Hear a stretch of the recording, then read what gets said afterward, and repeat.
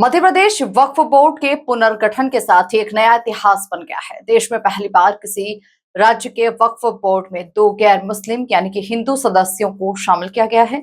मोहन सरकार ने इंदौर के मनोज मालपानी और गुना के राघोगढ़ निवासी अनिमेश भार्गव को बोर्ड का सदस्य नियुक्त किया है। देखिए खास रिपोर्ट।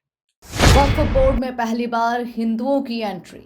देश में पहली बार वक्फ बोर्ड में दो हिंदू सदस्य। एमपी पहला ऐसा राज्य जहां हिंदुओं को बनाया सदस्य। मोहन सरकार का ऐतिहासिक फैसला बना मिसाल।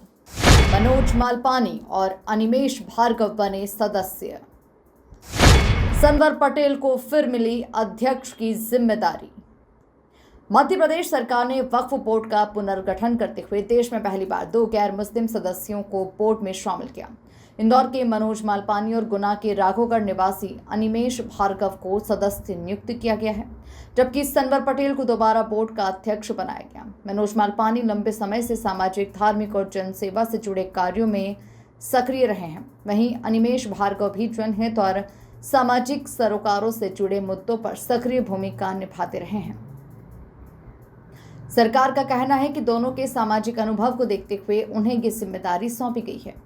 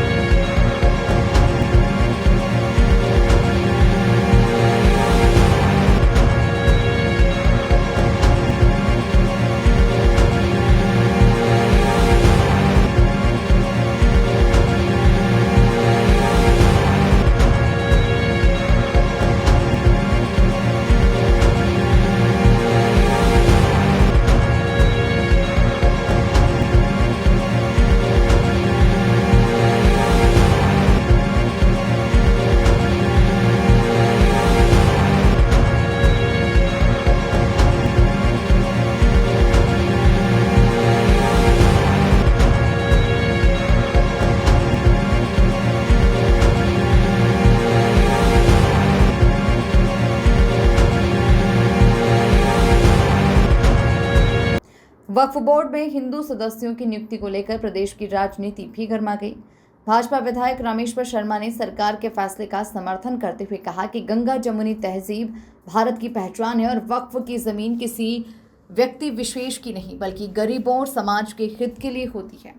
वक्फ बोर्ड में दो हिंदू सदस्यों की नियुक्ति पर किसी को आपत्ति नहीं होना चाहिए। उनका कहना था कि इन सदस्यों का उद्देश्य भी गरीबों और ज़रूरतमंदों का भला करना है। इस फैसले से आम मुसलमानों को कोई परेशानी नहीं होना चाहिए। देखिए, वक्फ बोर्ड कमेटी आखिर जमीन तो हिंदुस्तान की है और ये अच्छी बात है जब सब लोग कहते हैं कि गंगा जमुनी तहजीब ये देश के कल्चर में है, तो गरीबों के हित में दी जाने वाली भूमि है। वो भूमि पर्टिकुलर किसी मुल्ला मौलवी के नाम तो नहीं की गई।